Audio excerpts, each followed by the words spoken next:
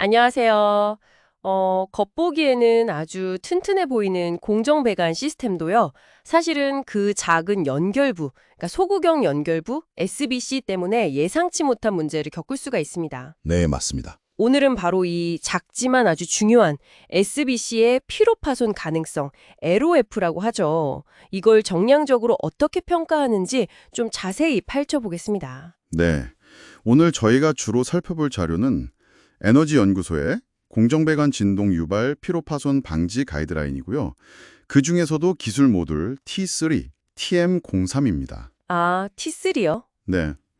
이번 분석의 목표는 엔지니어들이 SBC 자체 설계랑 또 그게 어디에 설치되었는지 이 두 가지를 어떻게 체계적으로 고려해서 위험도를 평가하는지 당신이 명확히 이해하시도록 돕는 겁니다. 좋습니다. 이 SBC 평가 좀 더 자세히 보죠.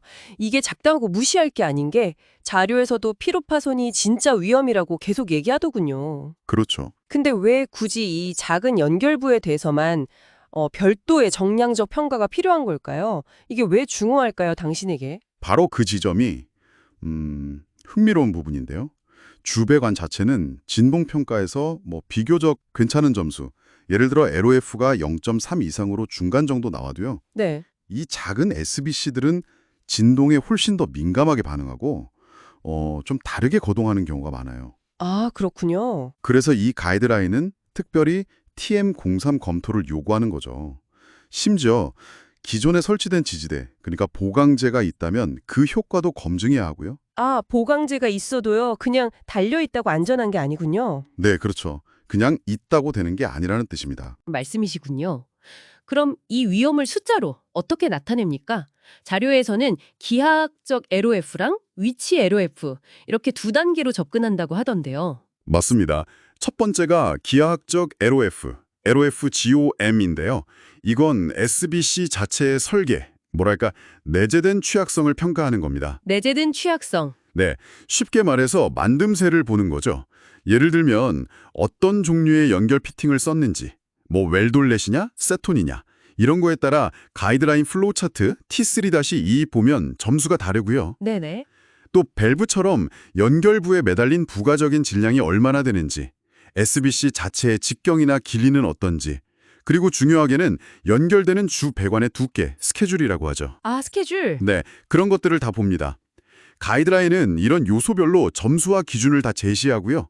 이들 개별 점수 중에서 가장 높은 점수가 그 SBC의 전반적인 기하학적 취약성, LOFGOM이 되는 겁니다. 아, 그러니까 부품 자체만 봐도 예를 들어 엄청 무거운 밸브가 길고 가는 파이프 끝에 덜렁 달려 있다.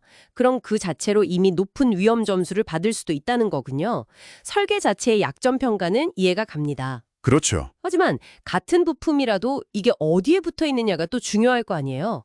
그럼 위치에 따른 위험도, 위치 LOF, LOF, LOC는 어떻게 평가하나요? 정확합니다.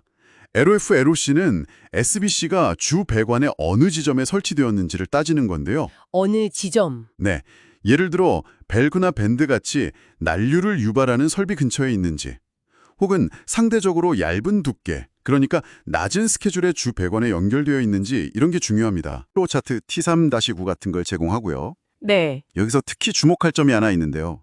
만약 주 배관 자체의 진동 피로 파손 가능성이 이미 매우 높다. LOFOE가 1 이상으로 평가됐다면요? 1 이상이면 아주 높은 거죠? 네, 상당히 높은 거죠. 그러면 그 위에 붙은 SBC의 위치 점수, LOF, LOC는 세부 위치 안 따지고 무조건 최고점 1을 받습니다. 아, 그냥 무조건 1이요? 네, 환경 자체가 이미 너무 위험하다는 신호로 보는 거죠. 그렇지 않다면 위치 자체의 위험 점수랑 주배관 스케줄 관련 점수를 조합해서 계산하게 됩니다. 오, 흥미롭네요. 그럼 이제 SBC 설계 자체 점수, LOF 지옴하고 설치 위치 점수, LOF, LOC 이렇게 두 개를 얻었잖아요. 네, 최종적인 위험 평가는 이 둘을 어떻게 합쳐서 내리는 건가요? 보통은 더 안 좋은 쪽을 따라갈 것 같은데? 여기서 약간 의외의 결과가 나올 수 있습니다. 최종 SBC 수정자, SBC 모디파이어, 그러니까 해당 SBC의 종합적인 파손 가능성은요. 기하학적 LOF와 위치 LOF 중에서 더 낮은 값으로 결정됩니다. 네, 더 낮은 값이요. 그건 좀 이상한데요. 보통 가장 약한 고리가 전체 위험을 결정한다고 생각하지 않나요? 그렇죠. 보통은 그렇게 생각하기 쉬운데 이 가이드라인은 좀 다르게 접근합니다. 설계가 아무리 취약해도 위치가 안전하거나 반대로 위치가 아주 위험해도 설계 자체가 튼튼하다면 전체 위험도는 그중 덜 위험한 쪽, 즉 낮은 쪽 점수를 따라간다는 겁니다. 아, 그러니까 둘 중 하나라도 괜찮으면 전체 위험도를 그 괜찮은 수준으로 본다. 네, 어떻게 보면 그런 셈이죠. 가장 약한 고리가 아니라 뭐랄까 가장 강한 고리가 전체 위험도의 상한선을 정한다고 볼 수도 있겠네요. 이게 사실 자원을 어디에 가장 효율적으로 집중해야 할지 판단하는데 중요한 단서가 됩니다. 와, 그건 정말 예상 밖의 접근법인데요. 굉장히 실용적인 관점 같기도 하고요. 그럼 이 최종 SBC 수정자 점수를 계산한 다음에는 어떤 조치를 취하게 되나요? 점수가 높게 나오면 바로 뭔가 해야 하는 건가요? 그렇습니다. 이 최종 점수가 바로 이제 행동 지침이 되는 거죠. 예를 들어서 점수가 일정 기준, 가이드라인 예시에서는 0.7 이상으로 높게 나왔다. 0.7 이상이면요. 네. 그러면 즉각적인 정밀 유관 검사를 하거나 아니면 설계를 변경하거나 적절한 보강제를 추가 설치하거나 혹은 더 나아가서 진동 전문가의 상세 분석이나 지속적인 모니터링 같은 그런 후속 조치가 필요할 수 있습니다. 그렇군요. 그러니까 정량적인 평가 결과가 구체적인 위험 완화 활동으로 바로 이어지도록 아주 명확한 경로를 제시해 주는 겁니다. 자, 이 모든 과정이 당신에게 시사하는 바는 무엇일까요? 이 체계적인 SBC 평가는 복잡해 보이는 위험 요소를 이렇게 관리 가능한 단계로 잘게 나누고 가장 주의가 필요한 부분에 자원을 집중하게 만드는 정말 잘 짜인 엔지니어링 가이드라인의 좋은 예시를 보여주는 것 같습니다. 아주 작은 부분 하나하나까지 놓치려는 노력이 엿보이네요. 네, 맞습니다. 그리고 이는 우리에게 또 한 가지 중요한 질문을 던지게 합니다.